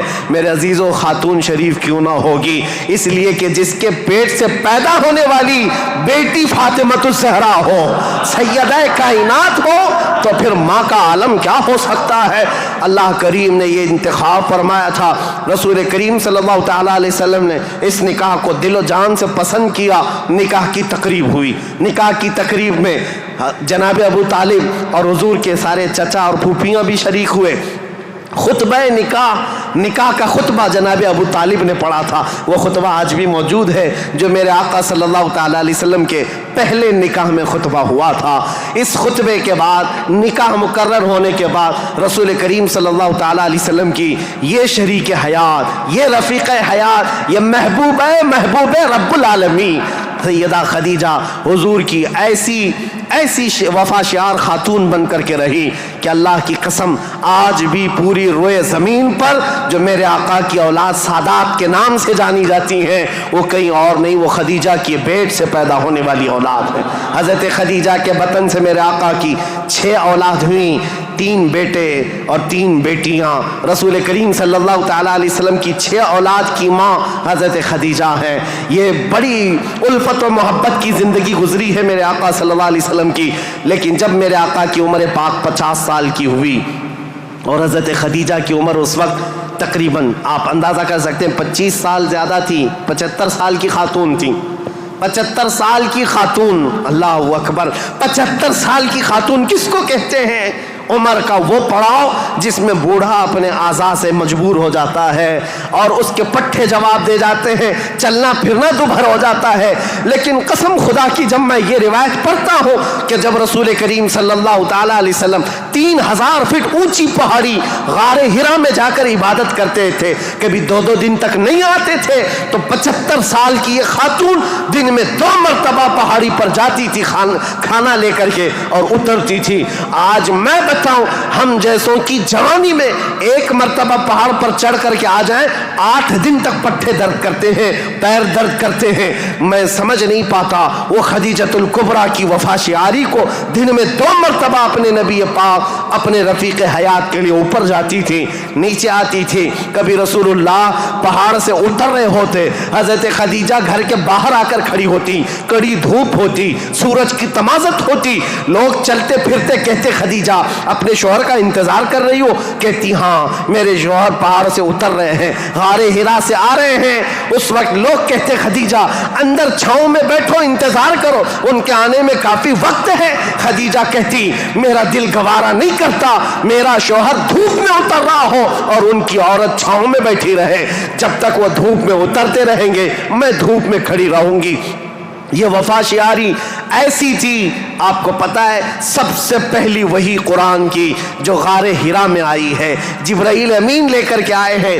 اسلام کی تاریخ میں اگر یہ نہ بتائیں تو ابتدا ہی نہ ہوگی، کیونکہ رسول اللہ صلی اللہ تعالیٰ علیہ وسلم جب 40 سال کی عمر میں تھے غار ہرا میں جا کر عبادت کرتے، جبرائیل امین آئے قرآن کی آیتیں لے کر اور حضور سے کہا اقرا. حضور نے کہا ما انا بقاری، میں نہیں پڑھوں گا. وہ کہتے تھے پڑھو، حضور کہتے میں نہیں پڑھوں گا. سینے سے سینہ لگا کر دبوچتے تھے. 3 مرتبہ ہوا، 4تھی مرتبہ کہا اقرا بسم ربک الذی خلق، پڑھو اس رب کے نام سے جس نے پیدا کیا ہے. رسول محترم صلی اللہ تعالیٰ علیہ وسلم نے پڑھنا شروع کیا اور پھر آیتیں سب سے پہلے جو آئی ہیں اسلام کی ابتدا نور الہی کا ظہور ہے، نور الہی کا نزول ہے. اللہ کا کلام اتر رہا ہے پہاڑ پر، پہاڑ کی چوٹیوں پر، جس کو آج بھی جبل نور کہا جاتا ہے. نور کی پہاڑی جہاں نور اترا، نور کا پہاڑ ہے. اور کس پر اترا؟ جس پر اترا وہ نور علی نور ہے. قرآن کی آیتیں آئیں اقرأ بسم ربک الذی خلق خلق الانسان من علق اقرأ وربک الاکرم الذی علم بالقلم علم الانسان ما لم یعلم. یہ 5 آیتیں دے کر جبرائیل امین چلے گئے. رسول پاک صلی اللہ تعالیٰ علیہ وسلم پر جو وحی آئی تھی اس کا اثر ایسا تھا، سخت ٹھنڈیوں کے دن تھے، موٹے موٹے پسینے کے بوند پیشانی سے نکلتے تھے. جب رسول پاک تشریف لائے پہلا واقعہ دیکھا تھا حضور نے، پہلا واقعہ تھا جبرائیل امین اس طرح آیتیں لے کر آئے. یہ آیتیں اترنا آسان بات نہیں. قرآن خود کہتا ہے، میرا مولا فرماتا ہے اگر ہم یہ پہاڑوں پر اتار دیتے پہاڑ ریزہ ریزہ ہو جاتے، ٹکڑے ٹکڑے ہو جاتے، لیکن قلب مصطفیٰ نے اس کا بوجھ اٹھا لیا ہے. رسول اللہ کے دل نے اس امانت کو اٹھایا تھا، لیکن چل کر کے دنیا کا وہ پہلا انسان، دنیا کی وہ پہلی شخصیت ہے جس کو قرآن سنایا میرے آقا نے، وہ کوئی اور نہیں، ام المومنین سیدہ خدیجۃ الکبریٰ ہے. آئے رسول پاک صلی اللہ تعالیٰ علیہ وسلم، گھر آتے ہی فرمایا میرے پاس ایک فرشتہ آیا، سینے سے سینے لگایا اور اس نے یہ آیتیں اللہ کی طرف سے سنائیں، مجھے کمبل اڑاؤ، زمیلونی زمیلونی، بار بار کہتے مجھے کمبل اڑاؤ، سخت ٹھنڈیاں لگ رہی ہیں۔ سیدہ خدیجۃ الکبریٰ کی باتیں یاد رکھو، تاریخ میں آج بھی لکھی ہوئی ہیں۔ ڈھارس بندھانے والی، تسلی دینے والی، حوصلہ دینے والی خاتون ہو تو زندگی کمال کی ہے۔ عزیزان گرامی کہتی ہیں اے محمد عربی صلی اللہ تعالی علیہ وسلم، اے اللہ کے رسول، آپ یتیموں کا بوجھ اٹھاتے ہیں، آپ بیواؤں کی مدد کرتے ہیں، آپ کمزوروں کا ہاتھ پکڑتے ہیں، آپ کے ساتھ کبھی برا ہو ہی نہیں سکتا، یہ جو اترا ہے وہ آپ کی بھلائی کے لیے ہے۔ ان قریب آپ دیکھیں گے زمین و آسمان کی ساری چیزیں اللہ تعالیٰ آپ کے لیے مسخر فرما دے گا۔ یہ خدیجۃ الکبریٰ رضی اللہ تعالیٰ عنہ کی حوصلہ افزائیاں تھی۔ یہاں سے میرے آقا صلی اللہ تعالیٰ علیہ وسلم پھر مکہ تشریف لائے، اور آپ کو پتہ ہے سب سے پہلے مکہ مکرمہ میں اب تاریخ اسلام کی شروعات ہے۔ تاریخ اسلام کی شروعات ہے۔ اسلام کی تاریخ سے پہلے میں نے اتنا بیک گراؤنڈ بتا دیا، تاریخ بتا دی، حالات بتا دیے، سیاسی حالات، مذہبی حالات، اخلاقی حالات۔ اب جو شروعات ہوئی وہ کہاں سے؟ غار حرا سے شروعات ہوئی، اور اس کے بعد سب سے پہلے گھر آئے میرے آقا، اور سب سے پہلا مسلمان جو اسلام میں داخل ہوتا ہے وہ کوئی اور نہیں، ام المومنین خدیجۃ الکبریٰ، گھر والی سب سے پہلے اسلام میں داخل ہوئی ہیں۔ روایتوں کی تطبیق کے اعتبار سے الگ الگ مفسرین محدثین نے بیان کیے ہیں۔ سب سے پہلے اسلام لانے والوں میں صدیق اکبر بھی ہیں، مولا کائنات بھی ہیں، اور حضرت خدیجہ بھی ہیں، حضرت زید بھی ہیں، حضرت بلال بھی ہیں۔ سب کی کیٹیگری کے حساب سے ان کو اول درجے میں رکھا گیا۔ عورتوں میں سب سے پہلے حضرت خدیجہ، بچوں میں مولا کائنات۔ بہرحال سب سے پہلا جو اسلام شروع ہو رہا ہے وہ حضرت خدیجہ خود کے گھر سے رسول اللہ نے شروع فرمایا، اور اس کے بعد پھر مکہ والوں کو جمع فرمایا۔ مکہ کے سارے لوگ حضور کی بڑی عزت کرتے تھے، لوگ اپنی امانتیں حضور کے پاس رکھتے۔ آپ کا لقب تھا امین اور صادق، لوگ آپ کو امین کہہ کر پکارتے یا صادق کہہ کر پکارتے۔ اپنے مشوروں میں حضور کو دیکھتے تھے تو خوشیوں سے پھولے نہیں سماتے تھے۔ وہ کہتے کہ اگر محمد کسی مجلس میں بیٹھ جائے تو اللہ کی رحمت ہی رحمت ہے۔ اس وقت بھی عرب حضور صلی اللہ علیہ وسلم کا بڑا احترام کرتے، بڑی عزت کرتے۔ اس دن حضور نے جیسی دعوت دی پورا مکہ ٹوٹ پڑا، سب آ گئے۔ حضور نے سب سے پہلے ان سے سوال کیا، اے مکہ والو، اگر میں یہ کہوں اس پہاڑ کے پیچھے ایک فوج ہے جو تم پر حملہ کرنا چاہتی ہے تو تم کیا کہو گے اس بات پر؟ سارے لوگوں نے ایک آواز میں جواب دیا، اے محمد، آج تک آپ نے کبھی جھوٹ نہیں کہا ہے، اگر آپ یہ کہیں گے تو ہم صرف یقین ہی نہیں کریں گے بلکہ ہم تو اس فوج سے لڑنے کی تیاری بھی کریں گے۔ اتنا ہمیں یقین ہے آپ کی بات پر کہ ہم اس فوج سے لڑنے کی بھی تیاری کریں گے جس کے بارے میں آپ کہہ رہے ہیں پہاڑ کے پیچھے فوج ہے۔ رسول کریم صلی اللہ تعالیٰ علیہ وسلم نے فرمایا، تم جب میرے بارے میں اتنا یقین کا اعتقاد رکھتے ہو تو سنو، اب میں یہ نہیں کہنا چاہ رہا کہ اس پہاڑ کے پیچھے فوج ہے جو تم پر حملہ کرنا چاہتی ہے، بلکہ اب میں یہ کہتا ہوں، سنو غور سے، کہ میں اللہ کا نبی ہوں، آخری رسول ہوں، اور دین اسلام لے کر کے آیا ہوں۔ اللہ ایک ہے، اللہ کے علاوہ کسی کی عبادت نہیں کی جائے گی، کوئی خدا نہیں ہے سوائے اللہ کے۔ یہ پہلا جبل ابو قبیس کے قریب فاران کی چوٹیاں پہاڑی کے پاس میرے آقا نے صفا مروہ کے دامن میں مکہ والوں کو جمع کیا تھا۔ پہلی آواز میرے آقا کی زبان سے گونجی تھی، لا الہ الا اللہ محمد رسول اللہ۔ اب لوگوں کو دیکھنے کا وقت تھا۔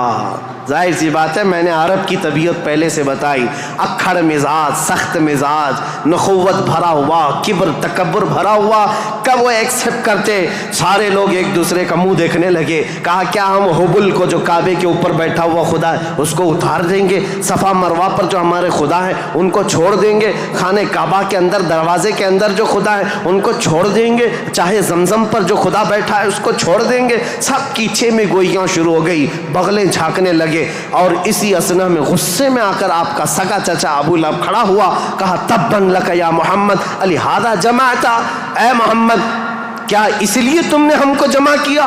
برا ہو تمہارا، تمہارے ہاتھ ٹوٹ جائیں۔ یہ پہلا جملہ تھا جو ناز قلب مصطفیٰ کریم صلی اللہ تعالیٰ علیہ وسلم کے نازنین قلب پر اترا۔ اس وقت تک کسی نے برا جملہ آپ کے لیے استعمال نہیں کیا تھا۔ پہلا برا جملہ استعمال کرنے والا ابو لہب تھا۔